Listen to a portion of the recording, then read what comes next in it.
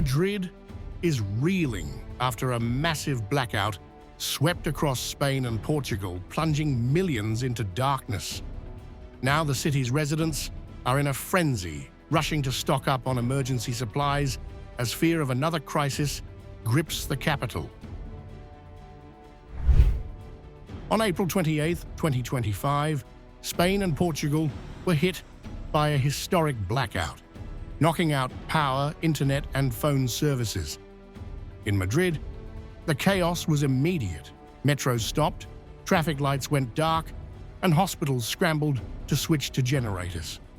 The outage, which lasted hours, disrupted everything from flights to retail, with internet traffic plummeting by up to 80%. While power's mostly back, the panic hasn't faded. Across Madrid, shops are seeing a surge in demand for emergency gear. Store shelves are being cleared of flashlights, batteries, gas stoves, and even survival kits. One hardware store manager said, "People are scared. They're grabbing camping cookers, gas bottles, anything that doesn't need electricity.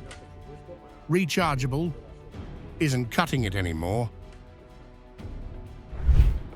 At one central Madrid shop, sales of emergency kits have spiked nearly 50% since the blackout. These kits, packed with torches, knives, thermal blankets, and even tourniquets, are flying out the door. A very complete kit is much more complete than what the European Union recommends. Until recently, it seemed like something, why not say it a bit for geeks? But I think that in view of the situation we are living these last 5 years, I think that the truth is that it is quite necessary. The blackout's ripple effects were brutal.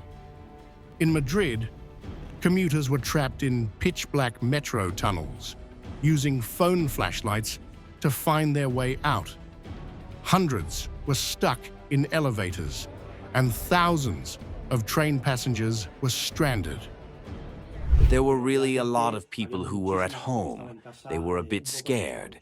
There are a lot of people who are affected more than others, but especially the big ones. The vast majority of the clients who came to me here were a bit scared because they didn't really know what was going on. They didn't know how many hours they were going to be here. We didn't have hot water. We didn't have to cook. Almost everyone has a ceramic hob. No electricity, no television. We were worse off than in the pandemic with the COVID.